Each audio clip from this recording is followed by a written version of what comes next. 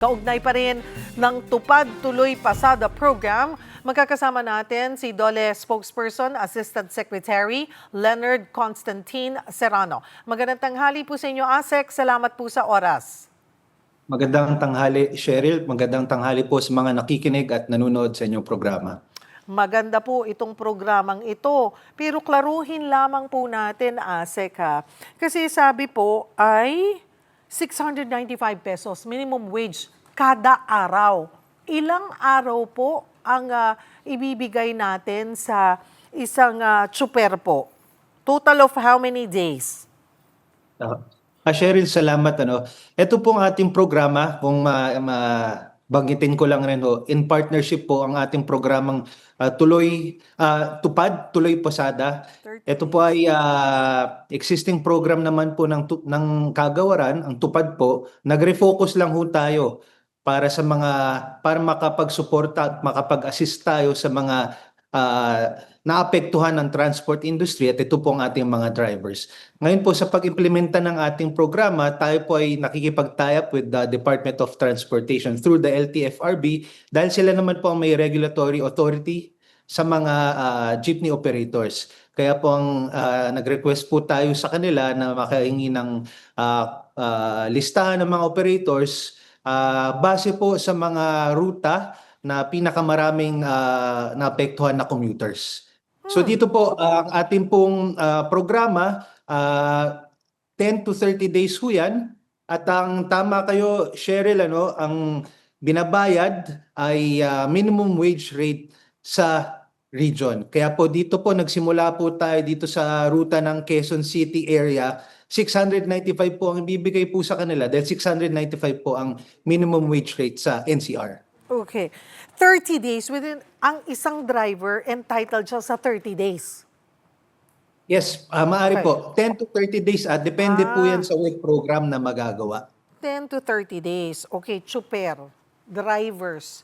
Anong klaseng driver? Jeepney driver, taxi driver, ano pa ba? Lahat po ba ng drivers ay pwede basta may professional driver's license? Klaruhin ko lang, Cheryl, ang ating Tupad program naman, it is existing na ho, inclusive po ito, lahat po ng mga vulnerable, marginalized at displaced maaari pong makasama dito. Ngayon po ito, nasabi nga natin, nag-refocus lang ho tayo sa mga drivers. Inuna po natin sila. Alinsunod rin naman ho sa direktiba ng ating Pangulong Bongbong Marcos. At dito po, ang ating po nasimulan in coordination with LTFRB ang mga traditional at modern jeepney and utility drivers, utility vehicle drivers. At katunayan po, nagsimula po tayo kahapon, nabanggit nyo po, 134 jeepney drivers pong nakasama sa unang phase ng ating programa. Kahapon po yan nagsimula. At today naman po, nagsimula rin po tayo sa iba pang ruta. Ito po ang ruta ng Zapote, Alabang at Zapote, Baclaran. Meron naman tayong 279 jeepney drivers na nakapalo po dito po sa ating Tuloy Pasada Tupad program. Pero paano po, so LTFRB ang mag-specify po sa inyo kung saang ruta at sinong mga drivers po ang mabibigyan or qualified dito sa Tupad program? Yes, Cheryl, ang ating usapan, nakikita po kasi nila dati na kumukonti na ho ang nagpapasada. Dulot ng pagtaas ng presyo ng diesel, talagang medyo nababawasan na po yung pumapasada dahil hindi na ho kinakaya ng expense nila. Paminsan, kulang-kulang ang kanilang kinikita, meron pa baka negative pa dahil nga sa taas ng presyo ng diesel. Kaya po ito pong nakita po natin programa in time po DOTR, LTFRB, tinitingnan po kasi natin ang importansya ng tuloy-tuloy na serbisyo, tuloy-tuloy na pamamasada ng ating mga tsuper. Dahil ito po, actually, tinitingnan po natin ang epekto nito direktang tulong po sa mga driver at the same time nakakatulong rin po ito sa ating riding public. Ano ho, tinitignan ho nga natin, it could also help keep the economy moving dahil po tuloy-tuloy po ang ating transportation system. So ayan po naman ang ating coordination. Kaya nauna pong tinignan ng LTFRB yung mga yun nga maraming ruta, yung maraming ang mga ruta na maraming sumasakay at ang listahan po nila na ibibigay sa atin, ito po ay coordinated with the operators na under their jurisdiction naman po and authority. Tapos po, pag nabigay po ang listahan ng mga drivers po sa atin, atin naman rin pong sinasala through our profiling and validation system para po makasama po sila dito po sa ating TUPAD program.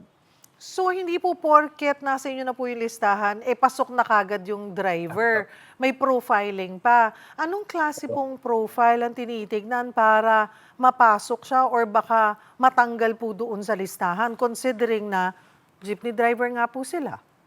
Ayun naman po, Cheryl, may mga base po sa ating existing guidelines at pinalawak po actually ng ating supplemental guidelines para lang po dito sa Tuloy Pasada program. Meron po kasi tayong mga provisions dyan na ang sa pagiging inclusive ng ating programa, syempre dapat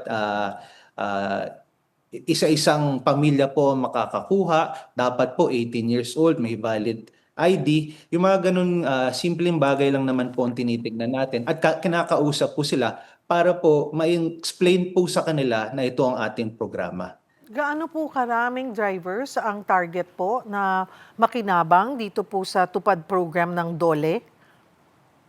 Cheryl, meron pong mga sa aming pag-coordinate with LTFRB, meron po tayong 4 na phases para ho dyan at ating pinapalawak pa. Nung po sa initial na usapan po natin, around 55,000 drivers po makikinabang. Kasi po, mabanggit ko lang po, Cheryl, meron po tayong na-allocate na 1.2 billion of the TUPAD funds, focusing po dito po sa ating mga drivers. So yun naman po ay initial lang po at sa amin pong pag-uusap that is around 55,000 po. Banggitin ko lang rin ho Cheryl, actually itong umaga lang po nakipag-usap po tayo ang ating mga regional directors pati po ang regional directors ng LTFRB at para po matingnan kung paano po maiimplementa ito naman pong ating Tuloy Pasada TUPAD program sa bawat rehiyon. Kasi ang intention po natin sa kada phase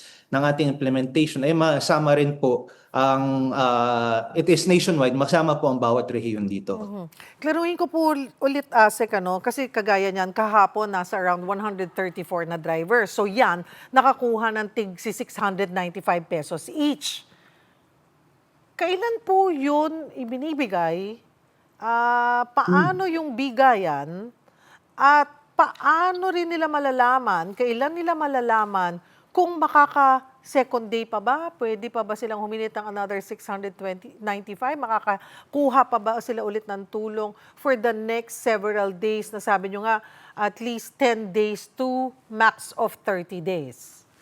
Yes, kasama yan, Cheryl, dun sa ating pag-uusap sa kanila sa profiling, pati po sa orientation. So para po dun sa unang 134 TUPAD beneficiaries natin, sila po ay babiyahin ng 20 days. At napag-usapan at na-explain ho sa kanila, ito araw-araw ho ito dun sa kanilang ruta. Mga sample po ng ruta dyan is from Lagro to Anonas, Aurora, Lagro to SM North EDSA, meron din po yung from Fairview to Cubao Arayat at Fairview to Cubao, New York. So ito po araw-araw po yan for 20 days. Yun po ang kasunduan natin sa kanila. At bukod ho dyan, yung nabanggit nyo ho o natanong nyo na kung kailan nila makukuha, ito po ang kanilang sweldo. Ito po ay maibibigay po sa kanila base sa ating guidelines po every 10 days of work ho nila. So in 2 weeks ho nila makukuha ito. At ito po, meron po tayong proseso para ho dito. Nabibigay po ito sa money remittance ho yan eh. Para sa, doon po, diretso ho nila makukuha through the system.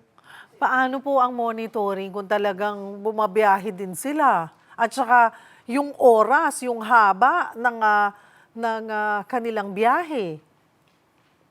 Magandang tanong yan, Cheryl. Actually, yan po yung isa sa mga napag-usapan natin with the drivers na ang relevance talaga importance dapat magtuloy-tuloy po sila. Para po sa ating monitoring, mayroon po tayong mga tupad coordinators. So from point to point, meron po naghihintay sa kanila. At tinitingnan rin po natin, meron din po sumasama ng isang pasada na tupad coordinator po natin. Importante po kasi yung ating monitoring at matignan na talagang tuloy-tuloy po ang kanilang pamamasada base sa napag-agrihan.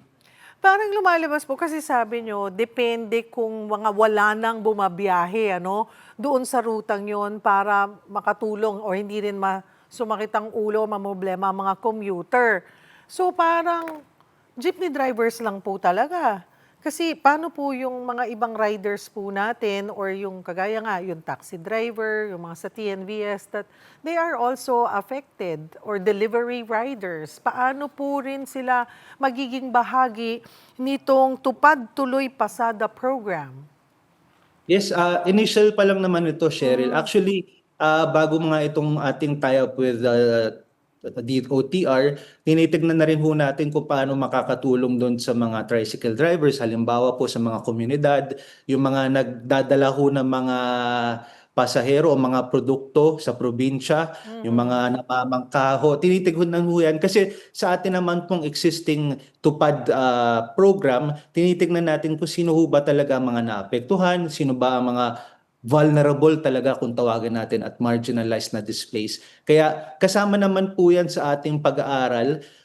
Ito lang po ay naunang mga beneficiaries ng ating Tuloy Pasada Tupad program. Pero tuloy-tuloy po natin minomonitor at tinitingnan kung sino ba talaga mga naapektuhan. At yan naman po ay ating tutugunan at ating susuportahan at bibigyan ng assistance. Oo, kasi sabi nyo nga po ay depende yan sa LTFRB na sana maayos din or mabilis din yung kanilang pag-specify or pag-sabi doon sa mga lugar na apektado yung mga pumapasada. And this will be nationwide. I mean, baka po kasi umasa yung mga drivers po natin sa iba pang regions ay kailan po rin ito mararanasan o mararamdaman sa iba pang bahagi. Where is the next province or area na mabibigyan nitong Tupad Tuloy Pasada program?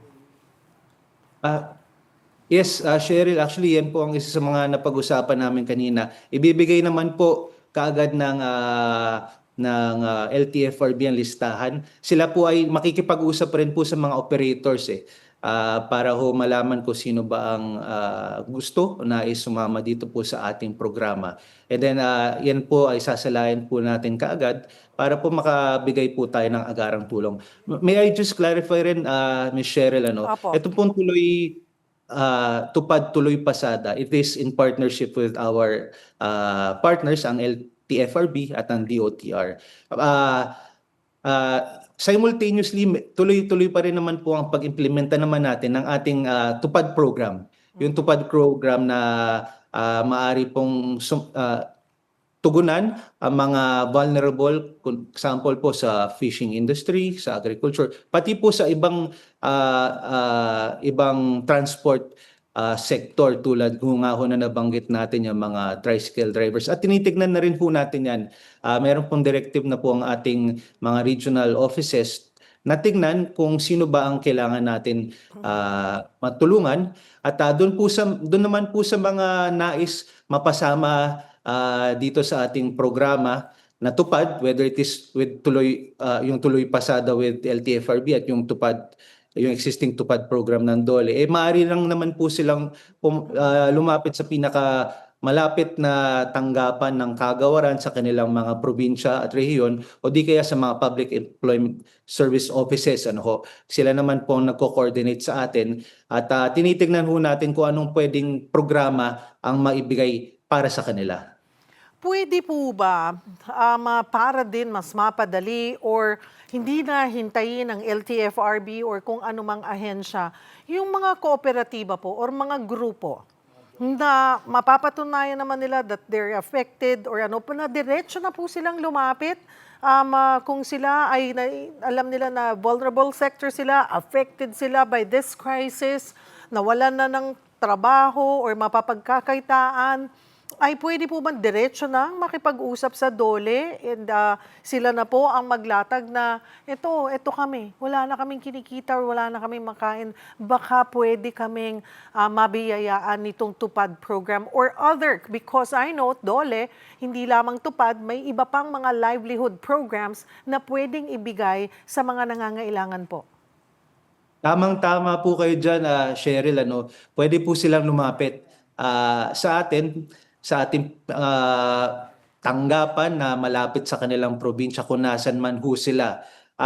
Katunayan, alam niyo ho, meron na po mga nakakausap ang ating mga regional directors o regional implementors ng mga cooperatives, kasi tama ho kayo, yan po yung isa sa mga naapektuhan, at tinitignan na natin kung anong immediate na tugon na pwede hong maibigay sa kanila. Kasi ang tupad program po, iba-ibang work program naman po yan. At klaruhin ko lang ho, Ms. Cheryl, hindi na ho ito yung dating connotation na walis-walis lang ho. Ito, ginagawa ho nating mas meaningful, mas productive, kasi community-based ho siya. Ang mga example po na nagagawa ho natin ngayon, mga tree planting, community gardening, meron din po yung mga minor repairs o naglilinis ng mga public structures tulad ng mga rural health units o mga public schools. Yan po ay isa sa mga tinitingnan natin na programa na pwede. Kung ano po ang tapat o nasa preference ng mga maaaring maging beneficiaryo o mga skills ng mga cooperative, tinatapatan po natin sila ng programa na naayon po para sa kanila. Ang tanong na rin po, para tama na rin po yung impormasyon, again, ano po yung kailangang gawin? Ano po yung unang step? Also, ASEC, gaano rin kabilis yung pag-evaluate, evaluation or assessment doon sa tao or sa pamilya na lalapit para makahingi nga po ng tulong sa DOLE? Opo, ulitin ko lang ho, yung mga nagnanais na makapaloob sa ating programang tupad, maaari pong lumapit sa pinakamalapit na tanggapan ng kagawaran. Meron po yan sa mga regional offices, field offices, o pati po sa mga pinakamalapit na Public Employment Service Office. Katuwang naman po natin sila sa pag-implementa ng ating programa. Ngayon po, ipo-profile lang po yan sa ating, kumbaga, process cycle time, share. Ipo-profile po natin ang mga maaaring mga maging beneficiaryo ng ating programa, at tinitingnan ho natin kung ano ang work program na para sa kanila. So mga tulad po itong Tuloy Pasada, I think it took us 3 to 5 days para makapag-profile, to get in touch with the drivers. Tapos may isang orientation lang po at tuloy na po ang pamamasada po nila. Tuloy na rin po ang programa na maaaring mabigay sa mga tupad beneficiaries. Kapatid, para na rin sa kaalaman, ASEC, na marami pong livelihood programs na maaaring maitulong ang DOLE. Naalala ko po, i-share ko na rin na yung may na ilapit kami na bigasan, single parent, dalawa ang anak na special, hirap sa buhay, at na-assess po siya at ang nakitang pwede niyang pagkakitaan ay bigasan business. So, we were surprised and napakaganda po noon na nabigyan siya ng around, I think, 12 to 14 sacks. Na sako talaga ng bigas po, mga kapatid. Talagang na pwede niyang masimulan sa pagkakakitaan. So ganito rin yung maaaring pwedeng makuhang tulong. At alam ko may sari-sari store or fishballan, di ba? Sa malamig, mga iba-ibang pwedeng pagkakitaan.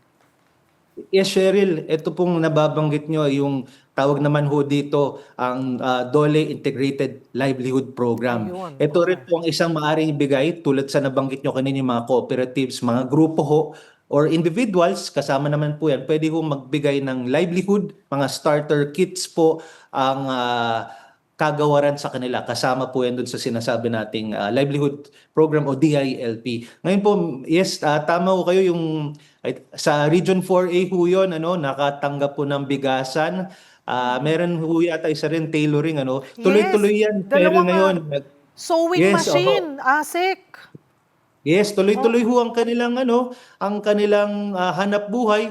Alam niyo ho, ito po maganda rin ho itong livelihood na nabibigay ho natin. Bagamat hindi naman siya gano'ng kalaki, pero it gives something that is sustainable sa ating mga kababayan na nangangailangan. At gaya ho na nasabi natin kanina, it depends po sa preference nila, sa ano ba ang interest nila. Kaya po yung nabigay po, meron po yan, sample po yung sa bigasan, meron din po yung sa tailoring, yung sa mga sewing. Para starter kit po yan. Maaari rin po makapaloob ang ating mga kababayan dito sa ating programa. Pero sana ASEC pa ay pakiusap po ng marami din ay sana mas mabilis din yung paggagawad or pag-evaluate po sa kanila. I know very limited ang tao ng DOLE kasi baka mamaya sa pag-uusap natin to magdagsaan na sila lahat diyan at mag-avail pero but hindi naman po natin pwede isara mga opisina basta sabi nyo nga sa mga regional office bukas po ang DOLE. Siguro po, ASEC, panghuli ay yung inyong mensahe sa mga kapatid natin. Well, this is, hindi po madali itong pinagdadaanan. Hindi lamang sa mga tsuper, pero sa lahat po dahil nagtataasan ng mga bilihin. Ano po ang, again, maitutulong ng DOLE sa ating mga kababayan? Oh yes, Cheryl. Alam niyo, dito po sa ating nararanasan, lahat naman po tayo ay medyo nakaka-experience ng medyo kahirapan. Pero tayo naman po ay nakikisa sa lahat po, sa lahat ng ating mga kababayan. At ang mga programa, serbisyo ng kagawaran ay bukas po, tuloy-tuloy po nating inimplementa. Lahat, inclusive po ito. Linawin ko po, inclusive po ang ating mga programa basta naman po mag-satisfy na kayo po ay qualified beneficiary based on our existing guidelines. Makakaasa po kayo na agad-agad ang ating tulong. Ito po mga nabanggit natin kanina, mga social protection programs. Immediate assistance po ito para sa ating mga kababayan na nakikita natin nangangailangan ng tulong at nais natin maibigay ito kaagad dahil ito pong panahon na ito ngayon ay talagang kailangan ng tulong ng ating mga kababayan. Marami pong salamat sa inyong oras, ASEC Leonard Constantine Serrano ng DOLE.